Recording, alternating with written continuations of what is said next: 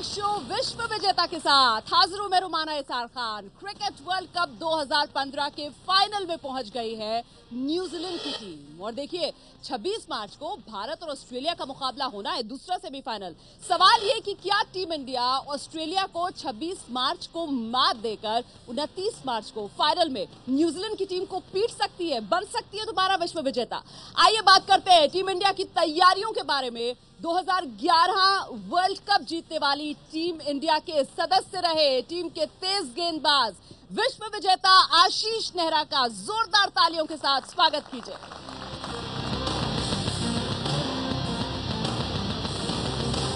दो 2011 में विश्व विजेता बनी टीम इंडिया के सलामी बल्लेबाज गौतम गंभीर का जोरदार तालियों के साथ स्वागत।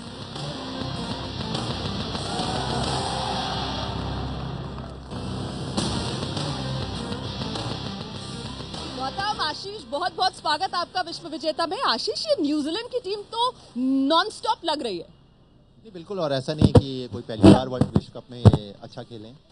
पहले भी लीग मुकाबलों में आपने देखा है जिस तरीके का क्रिकेट न्यूजीलैंड खेल रही थी और उनको होम सपोर्ट भी था, तो काफ़ी अच्छी क्रिकेट खेल रहे हैं। और आज जिस तरीके से मुकाबला हुआ है वो तो काबिले तारीफ है। कोई भी टीम जीत सकती थी, दोनों बराबर की टीम थी, पर न्यूजीलैंड जीती और अब वो फाइनल खेलेंगे मेलबर्न में। देखना ये होगा कि किसके साथ खेलते हैं, भारत या ऑस्ट्रेलिया। लेकिन गौतम, क्या लगता है आपको चोकर्स का टैग साउथ अफ्रीका की टीम हटा क्यों नहीं पाई? आई थिंक चोकर्स का टैग उन्होंने हटा दिया था बिकॉज आज तक वो कभी सुपर लीग में या नॉकआउट में कोई मैच नहीं जीते। और श्रीलंका को हराने के बाद कहीं ना कहीं इतने बड़े कंपटीशन में आप सेमीफाइनल में छोटी गलतियां आई थिंक बहुत इंपॉर्टेंट हो जाती है। जैसे साउथ अफ्रीका ने बहुत क्रूशल सिचुएशंस में गलतियां करी हैं। उन्होंने ग्रांट एलियट का रन आउट छोड़ा, फिर कैच छोड़ा। तो कहीं ना कहीं आप जैसे मैंने बोला कि नॉकआउट स्टेज में आपको दूसरी अपॉर्चुनिटी नहीं मिलती। अगर आप ऐसी गलतियां करोगे या ऐसे चांसेस मिस करोगे तो कहीं ना कहीं वो आपको वापस आके हर्ट करेंगे बिकॉज आपके पास दूसरा मौका नहीं है। तो कहीं ना कहीं आई थिंक साउथ अफ्रीका ने जो छोटी छोटी गलतियां करी इसकी वजह से I think they are out of the tournament. तो फील्डिंग ने हराया साउथ अफ्रीका को या फिर होम ग्राउंड का एक बड़ा एडवांटेज जो न्यूजीलैंड की टीम के साथ था? बिल्कुल, देखिए होम टीम तो एडवांटेज तो था उनको होम टीम होने का, पर जिस तरीके का क्षेत्ररक्षण आज किया है साउथ अफ्रीका में, मैंने कभी साउथ अफ्रीका को ऐसी फील्डिंग करते हुए नहीं देखा है। वो मानी जाती है कि उनका क्षेत्ररक्षण हमेशा बहुत मजबूत रहा है, आज से नहीं, पिछले 20 साल से, 1992 से जब से वो वर्ल्ड कप खेल रहे हैं। पहली बार ऐसा हुआ है, जो भी उसका कारण था कि दबाव में ऐसा हुआ या वो जरूरत से ज़्यादा करने की कोशिश कर रहे थे। कभी कभार ऐसा होता है कि पहली बार साउथ अफ्रीका सेमीफाइनल खेल रही है, बहुत ज़्यादा दबाव है, तो वो 100% से ज़्यादा करने की उन्होंने कोशिश करी।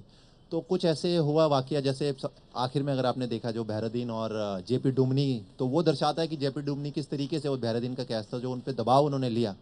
काफ़ी सारे रनआउट भी मिस हुए, जो क्रिकेट में हो सकता है, कभी भी आप कोई भी गलती नहीं करना चाहते। पर साउथ अफ्रीका जैसी टीम से जैसा क्षेत्र रक्षण उनका है मैंने कभी देखा नहीं। तो काफ़ी हद तक मैं कहूँगा किस्मत जरूर और क्षेत्र रक्षण उनका। आज जब मुकाबला शुरू हुआ तो लग रहा था किस्मत दक्षिण अफ्रीका की टीम का साथ दे रही, क्योंकि टॉस दक्षिण अफ्रीका की टीम ने जीता। टॉस जीतने के बाद पहले बल्लेबाजी चुना, लेकिन फिर मैच दक्षिण अफ्रीका की टीम के हाथ से निकलता चला गया। अब देश में नजरें टिकी हुई हैं दूसरे सेमीफाइनल पर जो भारत और ऑस्ट्रेलिया के बीच होना है। ऐसे में टॉस से भी ज्यादा महत्वपूर्ण क्या है? पहले बल्लेबाजी या पहले गेंदबाजी करने से भी ज्यादा महत्वपूर्ण टीम इंडिया के लिए क्या है? दरअसल वो है शुरुआत के 15 ओवर। तो इन 15 ओवर्स की अहमियत क्या है, एक रिपोर्ट आप देखिए, उसके बाद बातचीत आगे बढ़ाएंगे।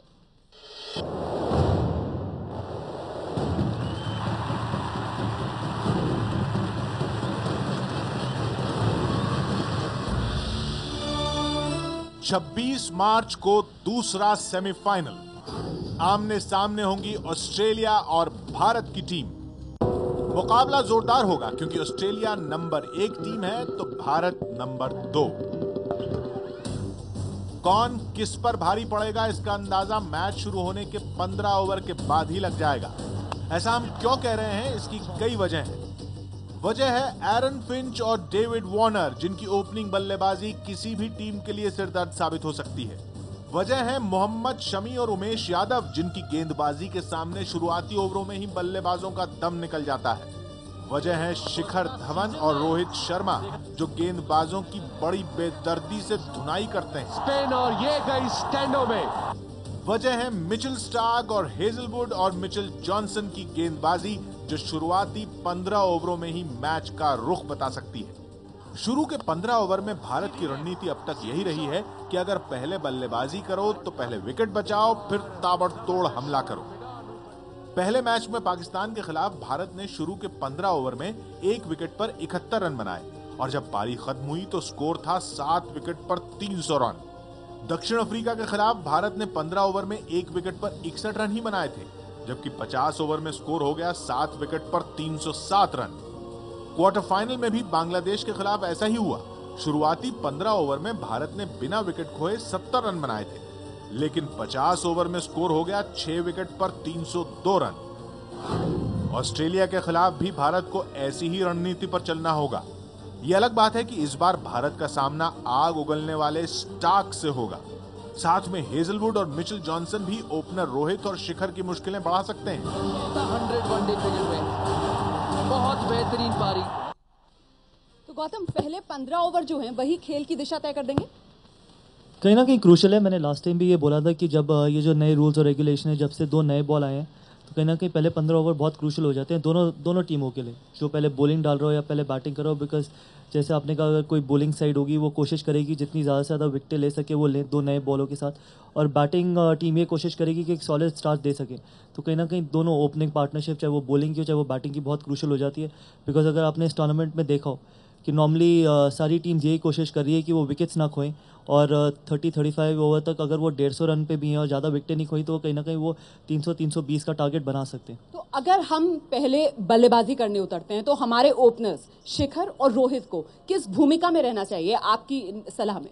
I think conservative approach better रहती है, स्पेशली जब आप ऑस्ट्रेलिया में खेल रहे हो और 2 नए बॉल्स के साथ खेल रहे हो।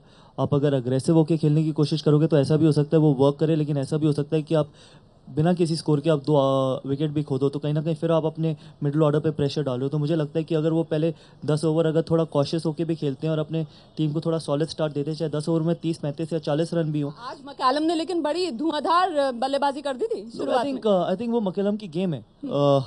कई बार ऐसा भी हुआ है कि मैकलम जल्दी आउट भी हुए हैं, बट उनको पता है कि ठीक है वो उनकी गेम है, वो उनको सबसे ज़्यादा सक्सेसफुल बनाती है। और जब आप 290 समथिंग चेस कर रहे हो 43 ओवर में, तो आपको ऐसा स्टार्ट देना ज़रूरी है।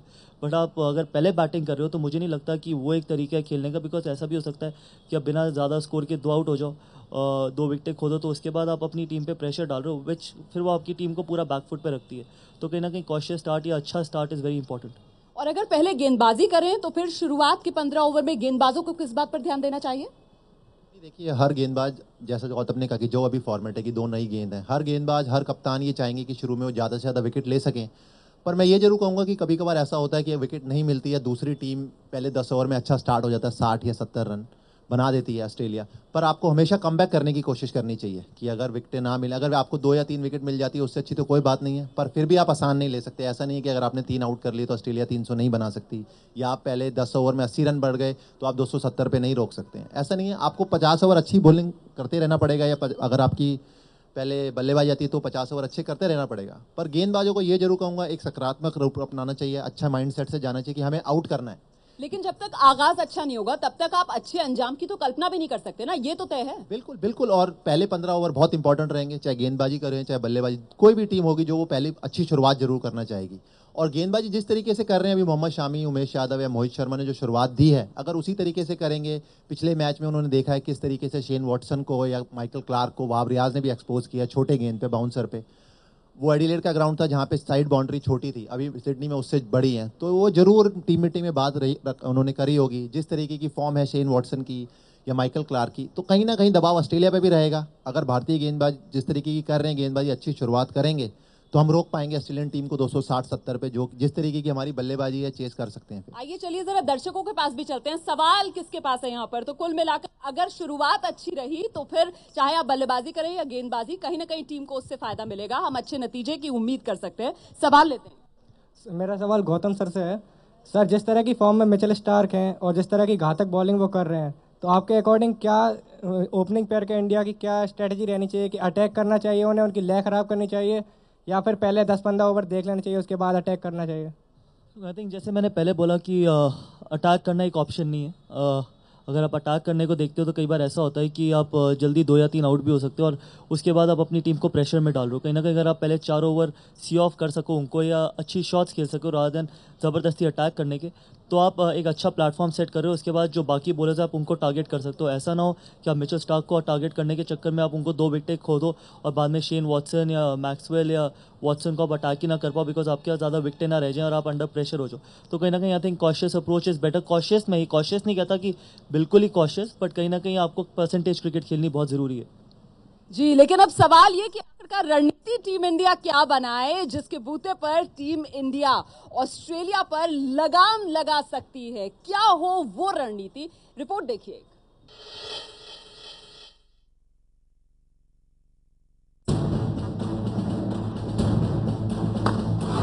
ऑस्ट्रेलिया के इन खिलाड़ियों को गौर से देख लीजिए। ओपनर एरन फिंच और डेविड वार्नर, मिडिल ऑर्डर में स्टीव स्मिथ, माइकल क्लार्क और Shane Watson, finisher Glenn Maxwell और जेम्स फॉकनर। जरूरत पड़ने पर विकेटकीपर ब्रैड हैडन भी बल्लेबाजी में अपने हाथ दिखा लेते हैं। कुल मिलाकर 11 में 8 खिलाड़ी बल्लेबाजी करने में माहिर। इन बल्लेबाजों ने विश्व कप में अपना कमाल भी दिखाया है। इनका शानदार प्रदर्शन ही है जो हर मैच में ऑस्ट्रेलिया ने बड़ा स्कोर खड़ा किया। ऑस्ट्रेलिया ने इंग्लैंड के खिलाफ 342 रन का स्कोर खड़ा किया। इस मैच में फिंच ने सबसे ज्यादा 135 रन बनाए। अफगानिस्तान के खिलाफ ऑस्ट्रेलिया ने 417 रन बनाए। इस मैच में वार्नर ने 178 रन, स्मिथ ने 95 और मैक्सवेल ने 88 रन की पारी खेली। श्रीलंका के खिलाफ ऑस्ट्रेलिया ने 376 रन का स्कोर खड़ा किया। इस मैच में मैक्सवेल ने शतक लगाया, स्मिथ, क्लार्क और वॉटसन ने अर्धशतक लगाए। स्कॉटलैंड के खिलाफ ऑस्ट्रेलिया ने बाद में बल्लेबाजी की और सिर्फ 15 ओवर 2 गेंद में 133 रन बनाकर जीत दर्ज की। क्वार्टर फाइनल में पाकिस्तान के खिलाफ भी ऑस्ट्रेलिया ने बाद में बल्लेबाजी की और 33 ओवर 5 गेंद में ही 216 रन बनाकर जीत हासिल कर ली। इस मैच में स्मिथ और वॉटसन ने अर्धशतक लगाए। मतलब साफ है, पहले खेले या बाद में ऑस्ट्रेलिया बड़ा स्कोर खड़ा करने में माहिर है। ऐसे में अगर भारत सेमीफाइनल में ऑस्ट्रेलिया को हराना चाहता है तो गेंदबाजों को अपना कमाल दिखाना होगा। हालांकि भारत के गेंदबाजों का भी रिकॉर्ड शानदार है। 7 मैचों में हमारे गेंदबाजों ने हर टीम को ऑल आउट किया है। अगर ऑस्ट्रेलिया ने 300 या 400 का स्कोर खड़ा किया है तो एक सच्चाई ये भी है कि भारत ने विरोधी टीम को कभी 300 तक भी नहीं पहुंचने दिया। भारत के खिलाफ इस विश्व कप में जिम्बाब्वे ने सबसे बड़ा स्कोर खड़ा किया, वो भी 285 रन का। यानी अगर ऑस्ट्रेलिया की बैटिंग लाइनअप लंबी है तो भारत की गेंदबाजी भी कम नहीं है।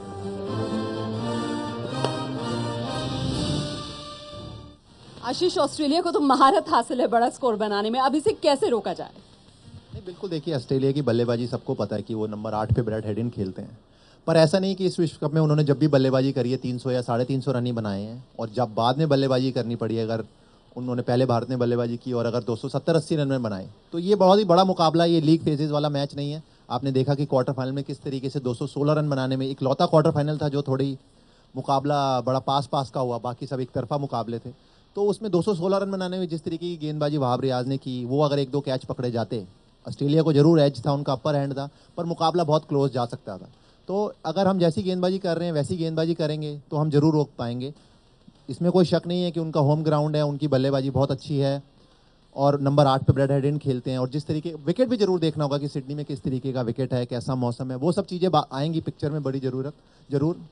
पर जिस तरीके की गेंदबाजी हम कर रहे हैं, जैसी गेंदबाजी अभी तक अश्विन ने भी करी है, मैं जरूर समझता हूँ जितनी मर्जी बड़ी बल्लेबाजी हो ऑस्ट्रेलिया की, अगर आप अच्छी गेंदबाजी करेंगे उनको आप रोक सकते हैं।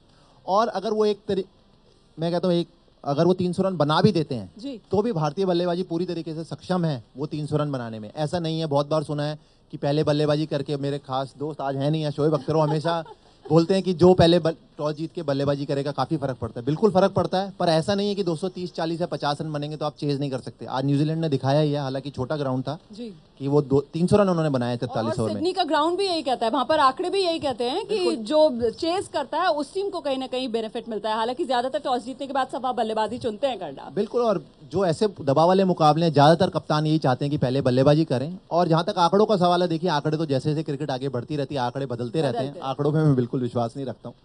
तो गौतम, बेहतर रणनीति तो यही रहेगी ना कि बड़े स्कोर बनाने से ही रोक लिया जाए ऑस्ट्रेलिया की टीम को। बिल्कुल, आई थिंक जैसे आशीष ने कहा कि आपको अग्रेसिव माइंडसेट के साथ जाना पड़ेगा जब आप बॉलिंग कर रहे हो, बिकॉज जिस तरीके की उनकी डेप्थ है बैटिंग में, आप ये नहीं सोच सकते कि आप उनके रन रोकते रहें और वो अपना विकेट दे देंगे। बिकॉज अगर उनके हाथ में विकेट रही, उनके पास इतनी फायर पावर है मिडिल ऑर्डर में या लोअर मिडिल ऑर्डर में, कहीं ना कहीं वो 300 सवा 300 रन बनाएंगे ही बनाएंगे। तो कहीं ना कहीं आपको अग्रेसिव माइंडसेट के साथ जाना पड़ेगा और विकेट्स लेने जाना पड़ेगा। तो डिफेंसिव माइंडसेट के साथ नहीं जा सकते आप। जी, तो कंटेन करने की ना सोचें बल्कि विकेट निकालने की सोचें हमारे गेंदबाज। आइए जल्दी से कुछ सवाल ले लेते हैं। सर आशीष सर, आपसे सवाल है, जिस तरह से मैक्सवेल खेल रहे हैं, तो इंडिया को चार पेसर या एक स्पिनर के साथ उतरना चाहिए या 3 पेसर 2 स्पिनर के साथ उतरना चाहिए कल के मैच में? कल नहीं, परसों है मैच। हाँ, परसों के मैच में। तो देखिए, ये तो विकेट देख के ही पता लगेगा। कप्तान धोनी वहाँ पे इतने टाइम से हैं, कोच हैं, कि सिडनी में जिस तरीके की गर्मी पड़ती है ऑस्ट्रेलिया में मार्च अप्रैल में, तो मुझे नहीं लगता कि विकेट कोई ऐसा होगा कि 4 पेसर के साथ जाने की जरूरत है। हमारे पास 3 अच्छे पेसर हैं जो अच्छा कर रहे हैं और हमारे पास 5वां गेंदबाज जडेजा के रूप में है जो बल्लेबाजी भी कर लेते हैं। तो मुझे नहीं लगता कोई बदलाव होगा, वही 3 स्पिनर और 2 गेंदबाज रहेंगे और छठे गेंदबाज हमारे पास सुरेश रायना है। तो हमारी गेंदबाजी पूरी है, मुझे नहीं लगता कोई बदलाव की जरूरत है। गेंदबाजी को लेकर आप कह रहे हैं कि कोई बदलाव की जरूरत आप महसूस नहीं कर रहे हैं, लेकिन जो सवाल इनका था ना मैक्सवेल को लेकर, उसे लेकर यहाँ सबके मन में बड़ा सवाल है। ये मैक्सवेल नाम की चुनौती आखिर है क्या? आइए जरा एक रिपोर्ट दर्शकों को दिखाते हैं।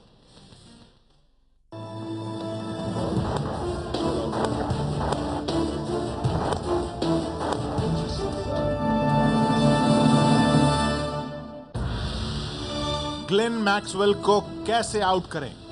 ऑस्ट्रेलिया का सबसे बड़ा हिटर,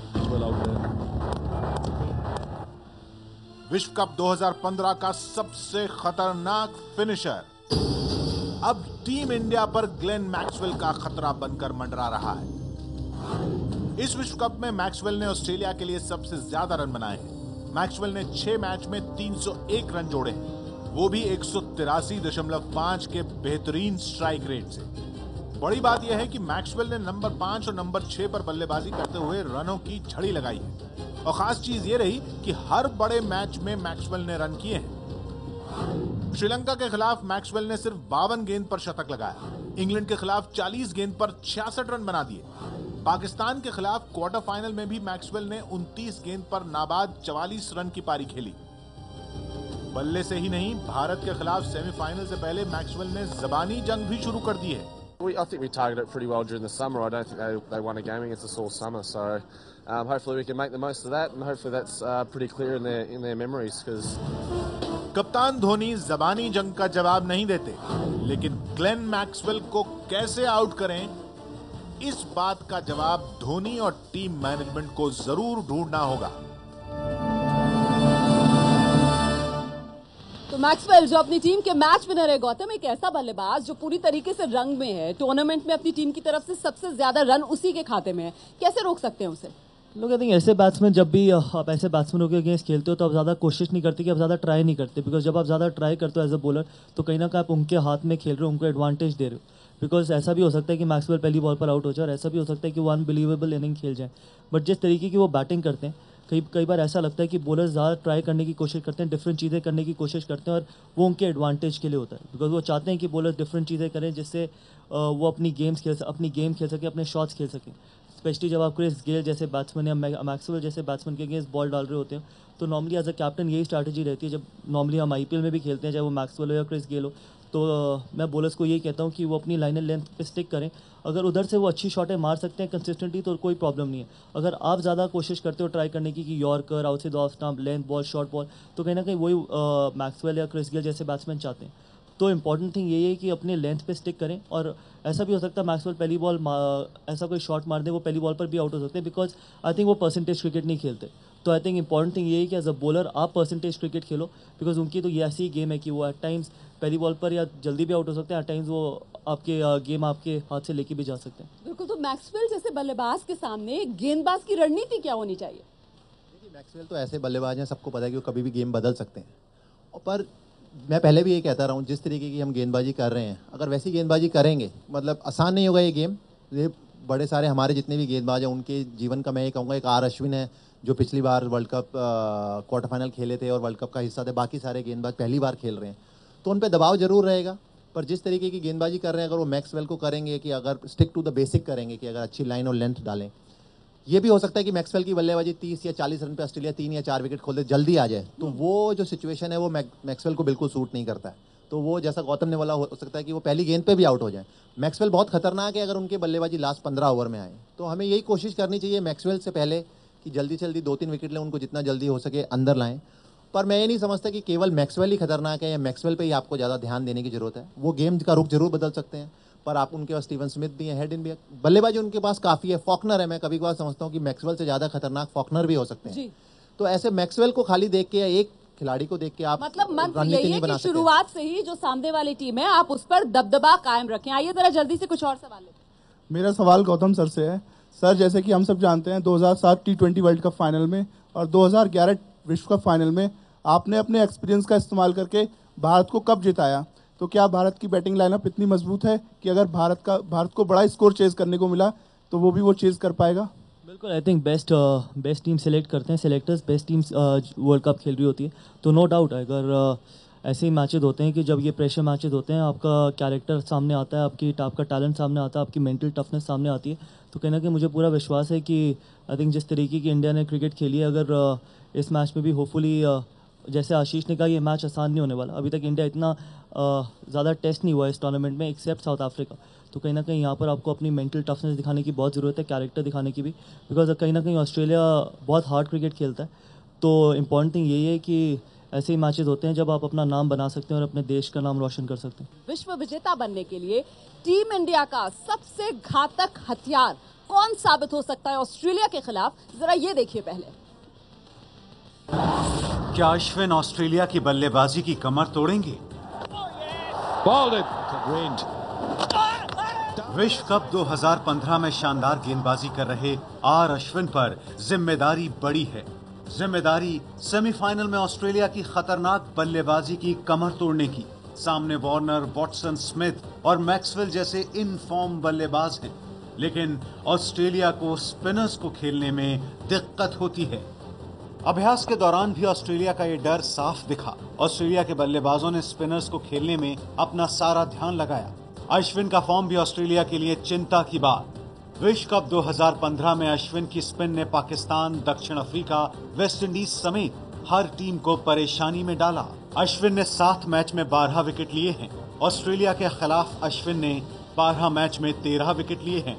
2011 विश्व कप में अश्विन ने पॉन्टिंग और वॉटसन के बड़े विकेट लिए थे और क्वार्टर फाइनल में टीम इंडिया की जीत में अहम रोल निभाया था। ऐसे में बड़ा सवाल यही है कि क्या अश्विन फिर से ऑस्ट्रेलिया की बल्लेबाजी की कमर तोड़ेंगे? ऑस्ट्रेलिया के पूर्व तेज गेंदबाज स्टुअर्ट क्लार्क की माने तो ऑस्ट्रेलिया का पलड़ा भले भारत के खिलाफ भारी है, लेकिन अश्विन हैं जो भारत का पलड़ा भारी कर रहे हैं। बस कुछ ही घंटों में ये साफ हो जाएगा कि स्टुअर्ट क्लार्क अश्विन को लेकर जो कह रहे हैं वो सही होगा या ऑस्ट्रेलिया इस बार अश्विन से निपटने के लिए तैयार है। तो सवाल यही कि क्या अश्विन भारत का पलड़ा भारी कर रहे हैं, और इसी से जुड़ा हुआ ट्विटर पर एक दर्शक ने सवाल हमसे पूछा है। सवाल बल्कि उन्होंने सीधे गौतम गंभीर से किया है। क्या लिखा है ट्विटर पर, देख रहे हैं आप। अश्विन भारत के लिए अहम भूमिका निभाएंगे क्या गौतम? आई थिंक हम पिछले कई टाइम से सिर्फ फास्ट बॉलर्स की बात कर रहे हैं कि हमारे 3 फास्ट बॉलर्स ने बहुत अच्छा बॉल किया है। मेरे को कहीं ना कहीं लगता है इस टूर्नामेंट में, आई थिंक वर्ल्ड कप में सबसे ज़्यादा क्रूशल जो हमारे बॉलिंग अटैक में एक बंदा रहे हैं वो अश्विन। अगर आप देखिए, बिकॉज आपके 3 फास्ट बॉलर्स कहीं ना कहीं आप एक्सपेक्ट कर रहे थे कि ऑस्ट्रेलियन कंडीशंस में आपके फास्ट बॉलर्स अच्छा बॉल डालेंगे। इंडिया की तरह कंडीशंस नहीं है, ऑस्ट्रेलियन कंडीशंस हैं, चाहे विकेट्स फ्लैट हैं, लेकिन कहीं ना कहीं थोड़ा तो बाउंस है। बट अश्विन ने जिस तरीके की उन कंडीशंस में बॉल डाली, आई थिंक वो सबसे इंपॉर्टेंट फैक्टर है कि हम प्रेशर मेंटेन कर सकें ऑपोजिशन पे और कहीं ना कहीं उनको रिस्ट्रिक्ट कर सकें।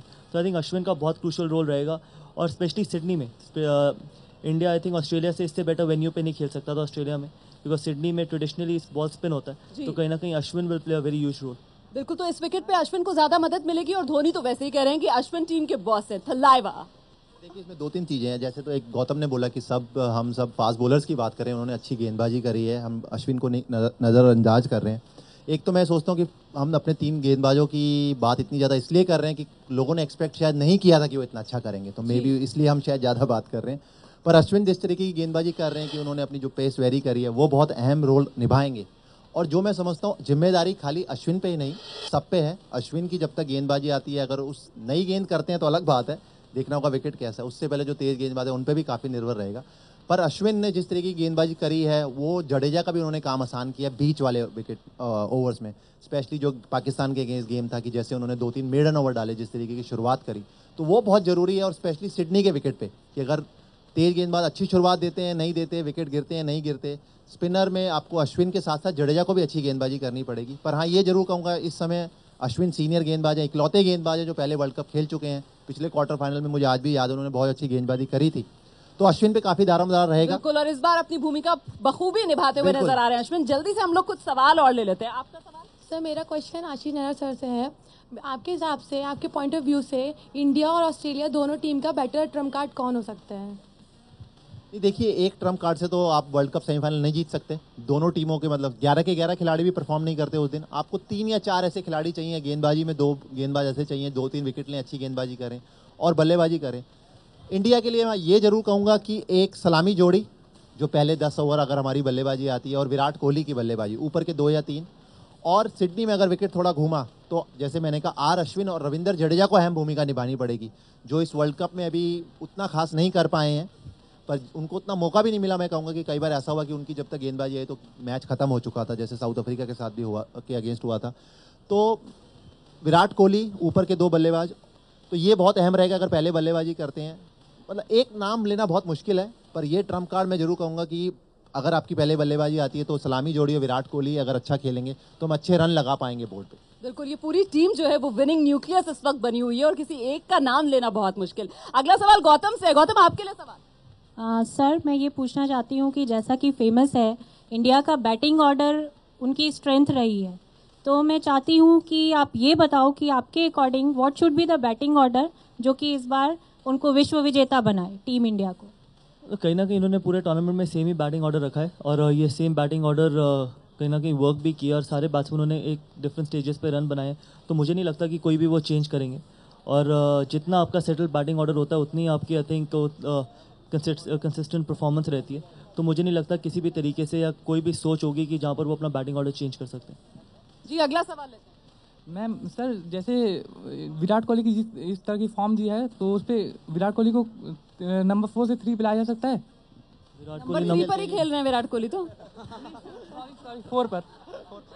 जिस तरीके की फॉर्म चल रही है विराट की, तो पूछ रहे हैं क्या उनके ऑर्डर में कोई तब्दीली की जा सकती है? आई थिंक ज़रूरत तो है नहीं कुछ, तो मुझे नहीं लगता कि कोई चेंज होगा। एक सवाल और। सर, मेरा क्वेश्चन आप दोनों से है कि आज की डेट में इंडिया में कंसिस्टेंसी ज़्यादा इम्पोर्टेंट है कि जो बंदा की क्लास इम्पोर्टेंट है? कंसिस्टेंसी हमेशा ज़्यादा इंपॉर्टेंट है और कंसिस्टेंसी तभी होती है जब आपके पास क्लास होती है, तो कहीं ना कहीं आई थिंक कंसिस्टेंसी बहुत इंपॉर्टेंट है, बिकॉज कंसिस्टेंसी एक ऐसी चीज़ है जो आपको रेगुलर परफॉर्म करा सकती है। नहीं तो कई बार ऐसा होता है कि आप एक मैच में रन बनाते हैं, उसके बाद कई मैचेस में नहीं बनाते। कंसिस्टेंसी एक ऐसी चीज़ है जो आपको लगातार, मैं ऐसा नहीं कहता हर मैच में रन बनाती है, कहीं ना कहीं आपको बेटर चांस देती है कि वो आप बेटर परफॉर्म कर सकें ज़्यादा मैचेस में। आप भी जवाब दे दीजिए इसका। नहीं, देखिए, अंतर्राष्ट्रीय क्रिकेट में मैं ये जरूर कहूँगा कि क्लास बहुत ज़रूरी है। कई खिलाड़ी ऐसे भी रहे हैं पास में भी कि जिनको ये कह के काफ़ी मौका मिला कि उनके पास क्लास है, वो पर सक्सेसफुल नहीं हुए लॉन्ग रन में। और कई खिलाड़ी ऐसे थे कि वो उनके पास उतना टैलेंट नहीं था पर वो बहुत मेहनती थे, कंसिस्टेंट थे, तो वो ज़्यादा लंबा खेले। तो दोनों चीज़ें ज़रूरी हैं, पर अंत में आप जितनी मर्जी आपके पास क्लास हो, आपको कंसिस्टेंट होना ही पड़ेगा। कोई आपको 1 साल, 6 महीने, 2 साल खिला सकता है ये कह के कि ये 19 साल, 20 साल, 21 साल का गेंदबाज है या बल्लेबाज है जो अच्छा करेगा फ्यूचर में, पर आपको कंसिस्टेंट होना पड़ेगा। घरेलू क्रिकेट में आप जब भी खेलेंगे तब भी अच्छा करना पड़ेगा। अंतर्राष्ट्रीय क्रिकेट में आप ये खाली कह के नहीं खिला सकते कि ये फ्यूचर में अच्छा करेगा। आपको आपका जो वर्तमान है वही आपका भविष्य बनाता है बेसिकली। टीम इंडिया खिताब से महज 2 कदम के फासले में है। ऐसे में इस टूर्नामेंट में सबसे बड़ा इम्तिहान टीम इंडिया का सेमीफाइनल मुकाबला जो ऑस्ट्रेलिया से है उसे ही माना जा रहा है। इस मुकाबले को कैसे पार करे टीम इंडिया? आशीष, देखिए, कहना तो मुश्किल होगा कि कैसे पार करें, पर मैं सोच रहा हूँ, मैं समझता हूँ जिस तरीके से हम खेल रहे हैं, मैं बार बार एक ही बात कर रहा हूँ, मुश्किल मुकाबला है। मैं समझता हूँ ये वर्ल्ड कप का सबसे मुश्किल मुकाबला है भारत के लिए, क्योंकि अभी तक इससे पहले भारत के केवल 2 मुकाबले जो भारत और पाकिस्तान और भारत और साउथ अफ्रीका के हुए थे, पर वो नॉकआउट स्टेज नहीं थी। ये बिल्कुल सबसे मुश्किल मुकाबला है। और ऑस्ट्रेलिया, जो ऑस्ट्रेलिया के घर पे आप खेल रहे हो, ऑस्ट्रेलिया हमेशा जानी जाती है, जितनी मर्जी आप उन्हें कमज़ोर आंकें कि अगर ऑस्ट्रेलिया की बॉलिंग आज पहले जैसी नहीं है, बल्लेबाजी बड़े लोग बात करते हैं, पर उनके घर पे वो हमेशा अच्छे रहे हैं। पर जिस तरीके की क्रिकेट हम खेल रहे हैं, जिस तरीके की हमने गेंदबाजी करी है, बल्लेबाजी की, और जिस तरीके का भारतीय टीम क्षेत्ररक्षण कर रही है, हम जरूर उम्मीदों पे खरा उतरेंगे। हमें सिर्फ कोई दबाव में नहीं आना है, बिल्कुल पॉजिटिव रहना है। कभी भी किसी भी खिलाड़ी के दिल में ये नहीं आना चाहिए कि अगर हम हार गए तो। ये बड़ा सवाल है। और देखिए बिल्कुल। ना, अपने घर में तो कोई भी शेर होता है, और ये तो है भी ऑस्ट्रेलिया की टीम, तो चुनौती तो बड़ी। बिल्कुल। जैसे मैंने हमेशा ही बिलीव किया है कि हम लोग पाकिस्तान का गेम ज़्यादा बड़ा गेम बना देते, चाहे वो मीडिया हो चाहे वो क्राउड हो। लेकिन अगर आप क्रिकेटिंग पॉइंट ऑफ व्यू से देखो तो ऑस्ट्रेलिया के अगेंस्ट खेलना सबसे टफ गेम माना जाता है। और अगर आप देखिए 2007 में जब हम T20 वर्ल्ड कप जीते और 2011 में जब हम वर्ल्ड कप जीते हैं, तो कहीं ना कहीं हमने ऑस्ट्रेलिया को उधर सेमीफाइनल में हराया था, इधर हमने क्वार्टर फाइनल में हराया था। तो अगर आप ऑस्ट्रेलिया को हराते हो तो उसके बाद आपके पास इतना सेल्फ बिलीव आ जाता है कि आपको लगता है कि बाकी गेम्स कंपैरेटिवली, मैं ये नहीं कहता कि बाकी टीमें हल्की हैं कुछ, बट आप में इतना सेल्फ बिलीव आ जाता है कि आपको लगता है कि आप बाकी टीमों को हरा सकते हैं। अब आप मंजिल पे पहुंच जाएंगे। बिल्कुल। तो भी अगर ऑस्ट्रेलिया में मुकाबला हो तो बिल्कुल। चलिए आइए जल्दी से कुछ सवाल हम ले लेते हैं यहाँ पर। हेलो सर, मेरा सवाल ये है कि टीम ऑस्ट्रेलिया के पास कोई अच्छा स्पिनर नहीं है, तो उसका फ़ायदा टीम इंडिया को हो सकता है क्या? आशीष? देखिए, ऑस्ट्रेलिया तो ऐसी टीम रही है कि वो कभी भी ज़्यादा स्पिन पे इतना निर्भर नहीं रही है कि वो एक ही स्पिनर खिलाती है, वो भी अगर विकेट बिल्कुल टर्न हो तो। जो सिडनी का विकेट जाना जाता है और जितनी भी विकेट हैं ऑस्ट्रेलिया में, उसके मुकाबले की थोड़ा घूमेगा कि दोपहर को 2 बजे मैच शुरू होगा। पर ऑस्ट्रेलिया की टीम हमेशा तेज़ गेंदबाजों के साथ ही उतरी है, तो मुझे नहीं लगता कि और भारतीय बल्लेबाजी जिस तरीके की है, भारतीय बल्लेबाजी को ऑस्ट्रेलिया को भी पता है कि उन्हें स्पिन खेलने में महारत हासिल है, तो वो अपने तेज़ गेंदबाजों के साथ ही जाएंगे। और गौतम, एक सवाल आपसे। सर मैं सबसे पहले मैं ये कहना चाहूँगा, मैं आपका बहुत बड़ा फ़ैन हूँ। और सर उसके बाद मेरा सवाल ये है कि सर जब आप 2011 में आप खेल रहे थे, तो आपने जब प्रेशर पे आप जब बैटिंग करने आए थे, वो बहुत ज़्यादा प्रेशर था। आप जब T20 वर्ल्ड कप में भी आपने ही सबसे ज़्यादा रन बनाए, तो दोनों वर्ल्ड कप में अकॉर्डिंग टू मी आपने सबसे बेस्ट परफॉर्मेंस दी फाइनल में, और वर्ल्ड कप आपके चलते आया। और आप जब भी उतरे तो प्रेशर पे ही थी टीम इंडिया। तो आप कैसे प्रेशर को ओवरकम करते हो? आप कैसे करते हो कि मतलब प्रेशर आपके सामने सट जाती है और आप मैच जीत जाते हो? ये टिप्स आप शेयर कर लीजिए, टीम इंडिया के काम आ जाएंगी। लोग, मैं ये नहीं कहता कि प्रेशर मैंने कुछ डिफरेंट किया कि मेरे ऊपर से प्रेशर हट जाए। नो डाउट हर प्लेयर के ऊपर प्रेशर होता है, बट किस तरीके से आप उसको हैंडल करते हो वो इंपॉर्टेंट है। जब आप फील्ड में जाते हो, जब आप फील्ड में उतरते हो, तब आप प्रेशर के बारे में नहीं सोचते, आप सिर्फ अपनी एबिलिटी के बारे में सोचते हो। आप अपने बारे में सोचते हो कि आपके पास इतनी एबिलिटी है, तभी आप अपने देश के लिए खेल रहे हो। तो कहीं ना कहीं अगर आपके पास वो सेल्फ बिलीव नहीं रहेगा, तो आप आई डोंट थिंक सो कि आप डिजर्व करते हो टीम में खेलना या इंडियन टीम में सेलेक्ट होना। तो जब आप इंडियन टीम के लिए सेलेक्ट होते हो, तो आप ये अपने अंदर से एक बिलीफ आता है कि कोई भी सिचुएशन हो, मैं टीम को जिता सकता हूँ। ये सिर्फ मेरे साथ ही नहीं है, आप अगर आशीष से पूछे, सबके साथ ये होता है। 15 के 15 खिलाड़ी जो वर्ल्ड कप में अभी इंडियन टीम में, सब में इतना बिलीफ होगा कि कभी भी उनको मौका मिलेगा और किसी भी सिचुएशन में मिलेगा तो वो टीम को जिता सकते हैं, तभी वो इंडिया के लिए खेल रहे हैं। बिल्कुल, तो खुद पर यकीन रखिए, टीम में अपनी भूमिका को समझिए और अपना खेल जाकर मैदान पे खेलिए। जीत अपने आप आपके कदम चूमेगी। इसी उम्मीद के साथ कि 26 मार्च को टीम इंडिया ऑस्ट्रेलिया को रौंद कर 29 को नॉनस्टॉप न्यूजीलैंड का रास्ता भी काटे और बने विश्व विजेता। बहुत बहुत शुक्रिया आप दोनों का इस खास पेशकश पे हमारे साथ बने रहने के लिए। बहुत छोटे से ब्रेक के लिए यहाँ पर रुक रहे हैं। एबीपी न्यूज पर खबरों का सिलसिला लगातार जारी है।